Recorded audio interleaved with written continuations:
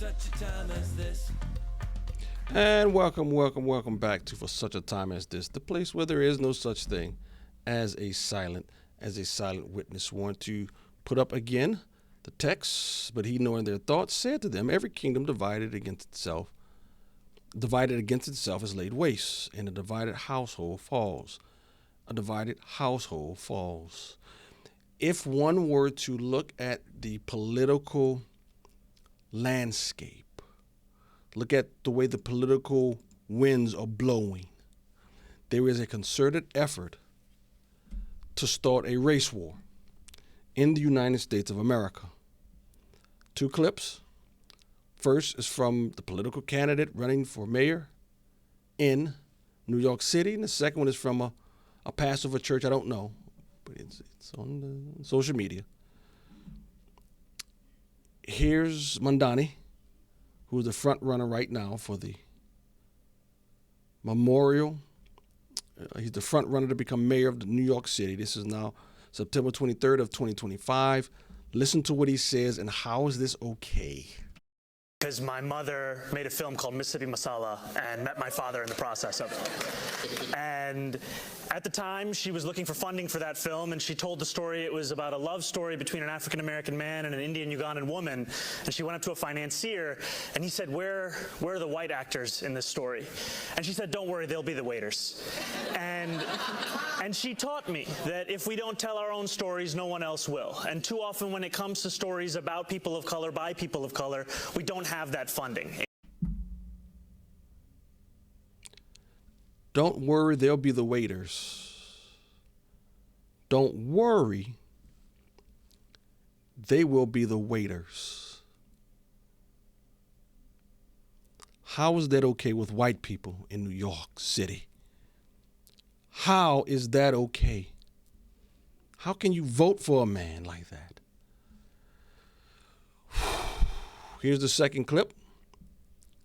This one's a little more involved, but look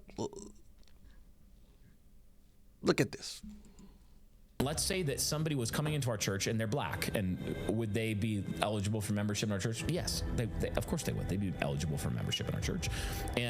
But would they be permitted to participate in, embody, and practice what I would call black culture generally in our church? The answer is absolutely not. Why? Because the characteristics that mark black culture as a generalization, in the same way Paul's talking about Cretans on Crete, they are evil, murderous, violent, bestial people.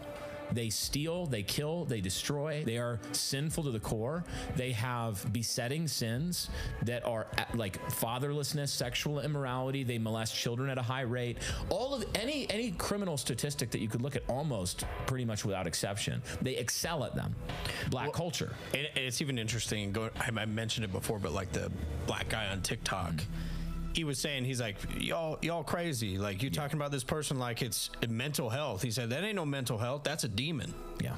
So, I mean, a lot of people are seeing that. Like, this behavior is demonic. To walk up to a white girl. Either, but yeah. And to cut her throat. Because she's white. Because she's white, and be like, yeah, we got that white girl. We got that white girl. And when you think about it, you look at that culture, and you say, what are the besetting sins and characteristics of it? And then you say, could somebody come in a lawful church membership embodying that culture? No. They have to self-consciously repudiate that culture.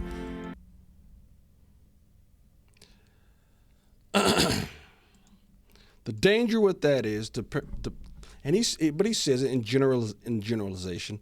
So the danger with that is you take something such as secular black culture or black culture, and then he says, if a black person walks into our church, would they be welcome?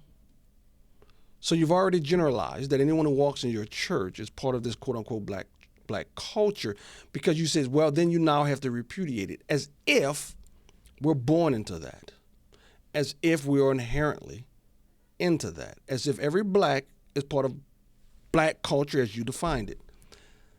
That's how people start getting into trouble, because I can go to parts in the white culture, look at it, observe, and then paint with a broad brush white people. And let me tell you this too: the sin and the how can I say, the evil that resides in the hearts of men. And again, I get it. Yeah, a lot of things with hip hop culture, I would say that. Hip hop culture that are evil. But guess what? Eminem is real. He's a white guy. He's a crossover hip hop stuff, hip hop artist. And a lot of that hip hop culture, that it's crossing over if you don't realize it or know that.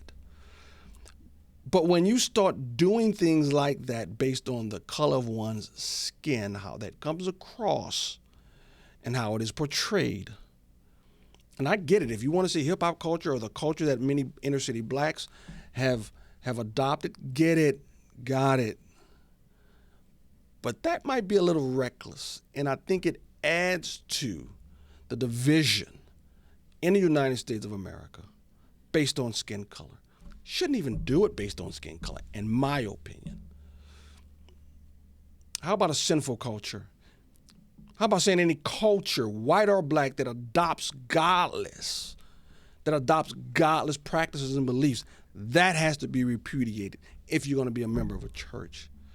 But to recklessly attach it to skin color, that's dividing America, in my opinion. Boy, interesting times we live in. Oh, come quickly, Lord Jesus.